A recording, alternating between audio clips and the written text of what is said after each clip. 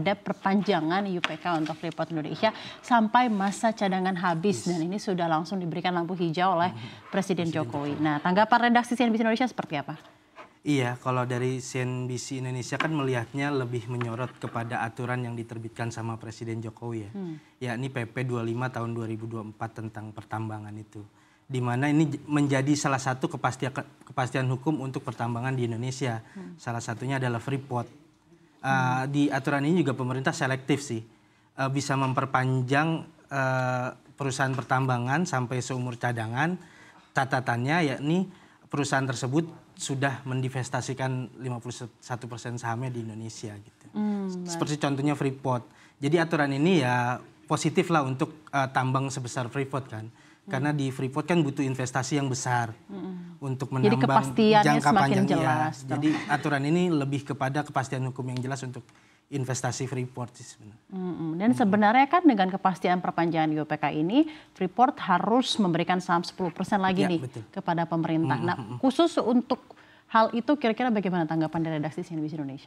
Ya itu kan menjadi salah satu bagian ya ketika pemerintah ketika Freeport meminta kepastian investasi dari yang tadinya tahun 2021 bisa diperpanjang secepatnya menjadi 2061. Tapi ada syaratnya yakni Freeport bisa membagikan sahamnya 10% lagi kepada pemerintah. Apakah ini serta-merta akan menjadi keuntungan untuk pemerintah Indonesia? Kalau menurut redaksi sih tentunya iya ya. Kalau sebab dilihat dari sekarang di kepemilikan Indonesia yang 51% aja, dividen yang dibagi sama Freeport untuk Indonesia itu tahun 2024 lah ditargetkan mencapai 3,4 miliar. Atau sekitar ya 50-an triliun. Atau sekitar 50-an triliun. Itu dengan persentase kepemilikan masih di 51%. Iya, masih di 51%. Artinya ketika sahamnya nambah kan itu bakal lebih besar ya. Oke, jadi memang somehow ini menguntungkan ya. Betul. Nah, untuk Freeportnya sendiri kira-kira seperti apa Anda melihatnya? Kalau Freeportnya sendiri ya dengan kepastian hukum ini ya tentunya menyenangkan lah bagi Freeport sebagai investor asing di Indonesia ya. Karena dengan tambang yang begitu besar, otomatis kan butuh kepastian untuk menanamkan investasi kan. Contohnya aja di tahun 2019 itu Freeport baru mendapatkan perpanjangan di 2041, dia itu butuh menggelontorkan investasi untuk pertambangannya di tahun 2009. Jadi memang butuh waktu yang lama untuk menanamkan investasi. Walaupun itu untuk 2041 tapi sudah penanaman investasi sudah dilakukan sejak 2019. Berarti 32 tahun sebelumnya. Iya kan ya, dari 2041 2009 2019 jadi menanam investasinya udah 2009. Baik. Jadi memang waktu belasan tahun. Dari sektor dan segi keekonomian, apakah dengan perpanjangan izin ini menurut Anda, Mas Tama, akan mempengaruhi pendapatan negara dari sektor pertambangan? Tadi Anda bilang bahwa dengan adanya 51% saja dividennya sudah hampir dari 50 triliun rupiah. Tapi bagaimana juga Anda melihat ini secara general untuk sektor pertambangan di seluruh Indonesia? Ya kalau menurut hampir sama sih sebenarnya. Cuma untuk yang hal ini pemerintah lebih selektif aja karena di aturannya pun yang bisa memanfaatkan umur sampai cadangan habis itu untuk perusahaan tambang yang sudah mendivestasikan 51%. Baik. Bagaimana kira-kira aturan izin ini juga akan mempengaruhi investasi asing di sektor pertambangan Indonesia dan memberikan sentimen juga terhadap mereka investor asing yang ingin menanamkan modalnya di sektor pertambangan Indonesia, Mas Tama? Ya kalau dari beberapa narasumber yang sudah kita wawancarai gitu ya, beberapa data yang sudah masuk itu, tentunya ini aturan yang positif untuk investor asing di Indonesia gitu.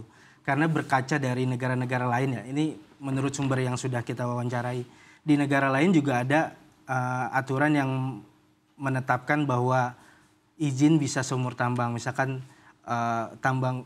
umur tambang habis sampai 100 tahun dia mendapatkan izin 100 tahun gitu. Otomatis ini kan jadi hal yang menarik atau positif buat investor kan masuk ke Indonesia gitu. Dan kedepannya menurut Anda apa saja tantangan utama yang akan dihadapi pemerintah dan juga Freeport dalam memastikan operasi tambang berjalan lancar hingga cadangan habis? Ini menarik karena IUPK-nya yang diberikan tertulis ya hingga sampai cadangan habis. Ya betul. Kalau untuk tantangan sih kalau menurut redaksi ya lebih ke itu aturan aja. Investor juga melihatnya jangan sampai aturan-aturan berubah-ubah kan.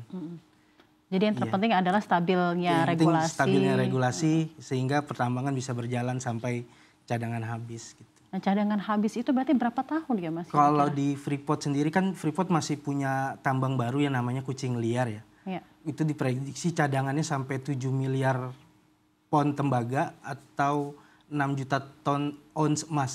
Oke. Itu bisa sampai 2053 kalau di dalam catatan Freeport ya. 2053 berarti sekitar 31 tahun lagi. Jadi Ya, kan waktu mungkin itu bisa kan panjang IUP-nya juga kan di umurnya. 2041 kan ya, tapi mungkin bisa lebih panjang lagi Lebih ya. panjang lagi. Dan pemerintah kan meminta Freeport untuk membangun smelter tembaga ya. Di Gresik juga Di kan ya dan Gresik sudah ada. saat ini kan udah ada ya. Dan juga ada beberapa rencana lainnya dari pemerintah. Dari Dan redaksi pemerintah di Indonesia memandang hal itu seperti apa? Ya itu hal yang menarik juga karena Freeport diminta untuk membangun yang di Gresik. Ini kan hal baru yang sudah mungkin bulan Juli ini sudah beroperasi dan betul. pemerintah meminta untuk membangun yang baru di Timika Papua gitu. Oke. Ya tentunya ini bisa menambah jumlah lapangan kerja baru sih buat Jika ada yang ingin Anda sampaikan dari redaksi CNBC Indonesia mengenai akhirnya pemberian izin IUPK ini terhadap Freeport dan juga kepemilikan pemerintah yang semakin tinggi lagi di 61% dan juga tentunya kita harapkan manfaatnya ini lebih banyak lagi untuk masyarakat secara keseluruhan, apa yang ingin redaksi CNBC Indonesia sampaikan mengenai pemberian IUPK ini untuk Freeport? Ya paling tidak redaksi melihatnya kalau aturan yang tidak berubah-ubah kan membantu investor juga untuk masuk ya. Iya, oke. Ini juga tentunya menguntungkan juga untuk pemerintah kan. Jadi aturannya memang harus ditetapkan dan pemerintah juga harus menjalankan aturan ini gitu.